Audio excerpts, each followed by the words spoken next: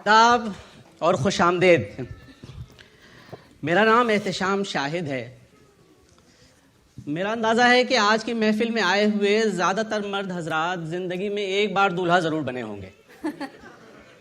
نہیں، آپ کتنی بار دولہا بنے اس سے مجھے کوئی سروکار نہیں، مگر کہاں اور کن حالات میں بنے اس میں دلچسپی ضرور ہے.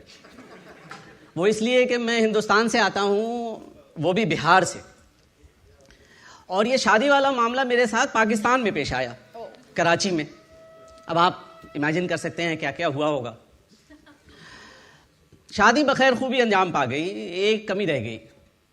میرے ساتھ میرے کچھ چند رشتہ دار ضرور آئے مگر آپا نہ آ سکی. ان کی بڑی خواہش تھی میری شادی میں شریک ہونے کی، ہر بہن کی ہوتی ہے. مجھے لگا انہیں اندازہ نہیں لگ رہا ہوگا کہ یہاں کیا کچھ ہوا، تو مجھے خیال آیا میں انہیں ایک خط لکھ دیتا ہوں. وہ خط میں آج آپ کو سنانے کے لیے آیا ہوں. ملاحظہ فرمائیے اگر اجازت ہو.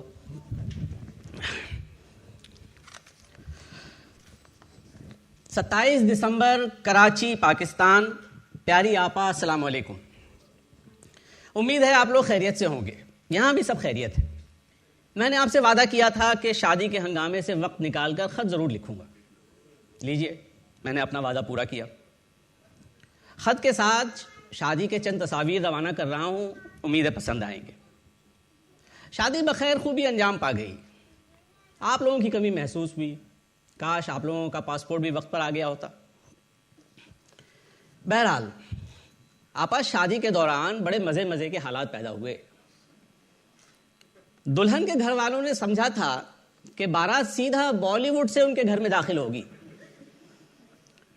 ادھر ہم سمجھے کہ کراچی کی چمک دمک کے بیچ فلسفیانہ ماحول، مگر ہوا اس کے بالکل برعکس.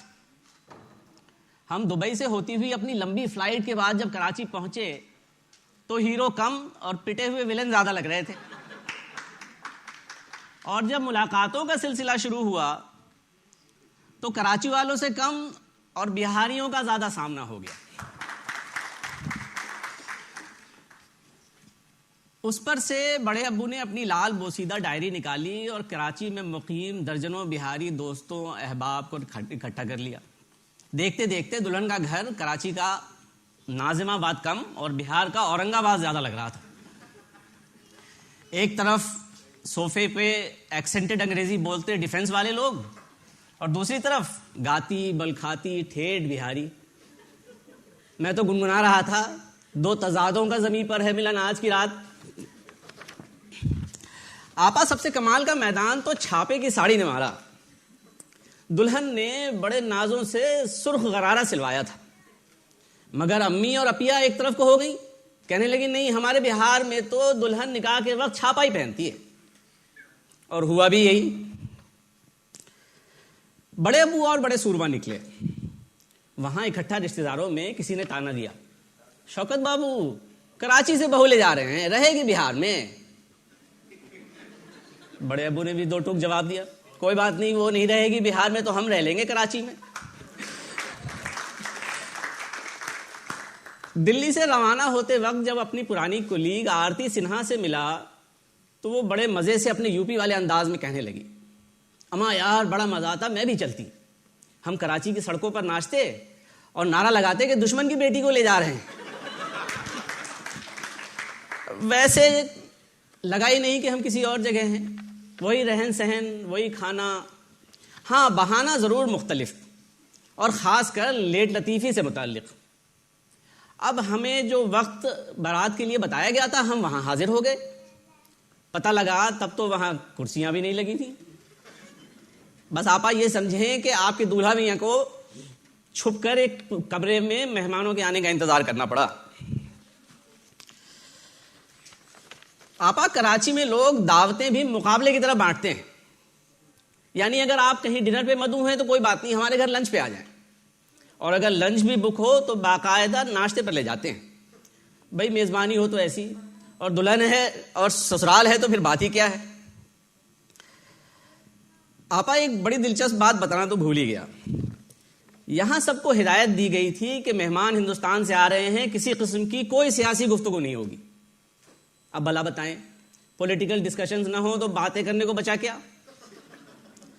وہ کزنز جو چٹکیاں لینا چاہ رہے تھے ان کی زبان پہ تالا لگ گیا، مگر کھانے کے بعد جب کشمیری چائے سرو ہوئی تو ایک کزن سے رہا نہ گیا، کہنے لگا میاں کشمیر تو ملا نہیں، کشمیری چائے ہی پی لو۔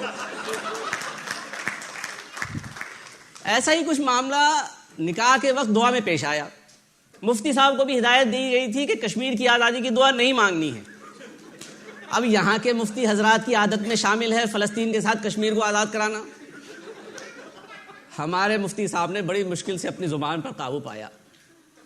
میرا اندازہ ہے کہ انہوں نے دل ہی دل میں دعا پڑھ لی ہوگی اور وہاں موجود مقامی حضرات نے دل ہی دل میں آمین بھی کہہ دیا ہو۔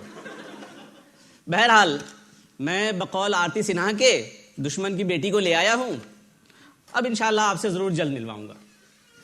اچھا آپا اب اجازت دیں، ایک اور ڈنر کا وقت ہو چلا ہے اور میں کراچی والوں کی طرح لیٹ نہیں ہونا چاہتا۔ آپ کی دعاؤں کا طالب آپ کا بھائی احتشام۔ بہت شکریہ۔